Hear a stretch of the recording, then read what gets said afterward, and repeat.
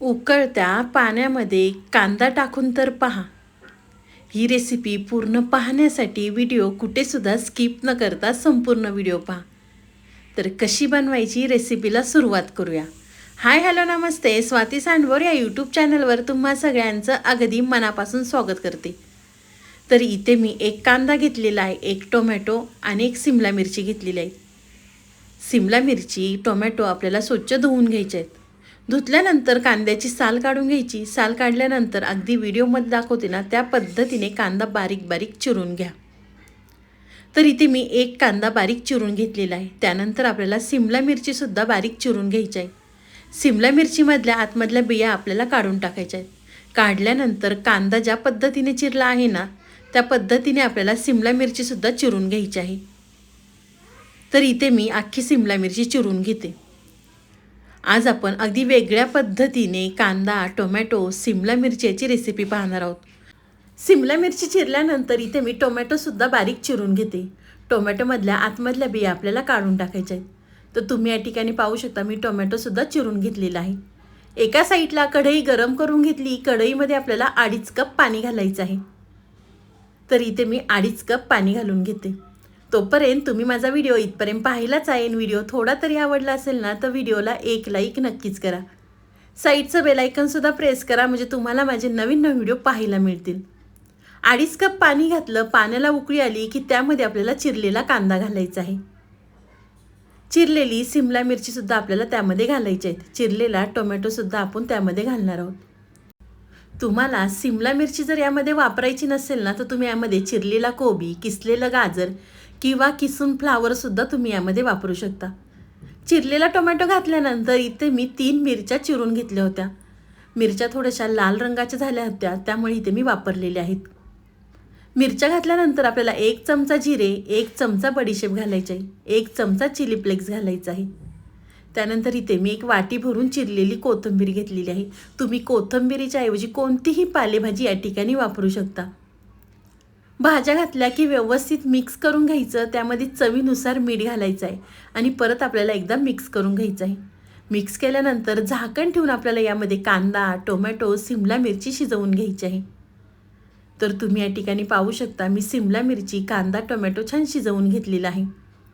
तर इथे मी परत एकदा मिक्स करून घेते. मिक्स केल्यानंतर इथे मी 1 कप ज्वारीचं पीठ घेतलेलं आहे.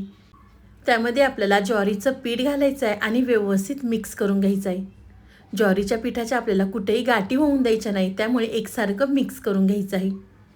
ज्वारीचं पीठ घातल्यानंतर इथे मी अर्धा कप रवा घेतलेला आहे. तर त्यामध्ये आपल्याला रवा घालायचा आहे. या ठिकाणी मी बारीक रव्याचा वापर केलेला आहे. तुम्ही जाड रवा वापरला तरी चालेल. रवा, ज्वारीचं पीठ घातल्यानंतर आपल्याला याचा एकसारखा गोळा तयार करून घ्यायचा आहे. अगदी व्हिडिओमध्ये दाखवते ना त्या पद्धतीने करून घ्या. तुम्ही ज्वारीच्या पिठाच्या ऐवजी बाजरीचं पीठ वापरलं तरी चालणार आहे. काही जणांना ज्वारीची चव आवडत नाही किंवा काही जणांना बाजरीची आवडत नाही. पण तुम्हाला ज्या पिठाची आवडेल ना ते पीठ तुम्ही या ठिकाणी वापरू शकता. आज आपण सिमला मिरची, कांदा, टोमॅटो, ज्वारीचं पीठ वापरून अगदी पौष्टिक रेसिपी केलेली आहे. लहानांपासून मोठ्यांपर्यंत सगळेजण आवडीने खातील. झाकण ठेवल्यानंतर आपल्याला हे पीठ शिजवून घ्यायचं आहे. शिजल्यानंतर परत झाकण काढून एकसारखं मिक्स करून घेते. मिक्स केल्यानंतर इथे मी एका ताटाला तेल लावून घेतलेलं आहे. तेल लावल्यानंतर आपल्याला ज्वारीच्या पिठाचं मिश्रण त्यामध्ये काढून घ्यायचं आहे. थंड झालं की हाताला थोडंसं तेल लावायचं आणि आपल्याला एकसारखा गोळा ह्याचा तयार करून घ्यायचा आहे. तुम्ही ही रेसिपी मुलांच्या टिफिनसाठी, मुलांच्या नाश्त्यासाठी किंवा घरामध्ये छोटी मोठी पार्टी असेल ना तेव्हासुद्धा तुम्ही ही रेसिपी बनवू शकता. खूप जास्त वेळ लागत नाही, अगदी कमी वेळात तयार होते.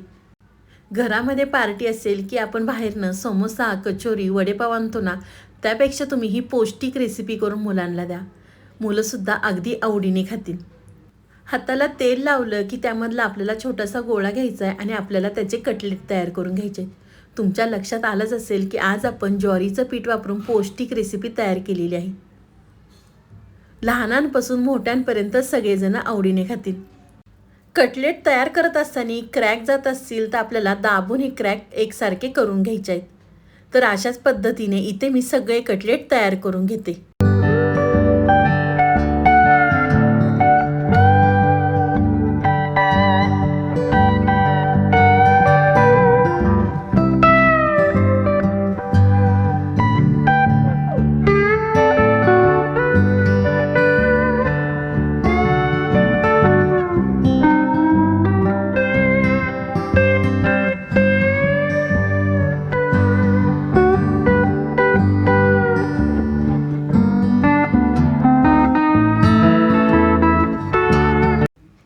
मला जेवढे कटलेट तयार करायचे होते मी तेवढे करून घेतलेले आहे.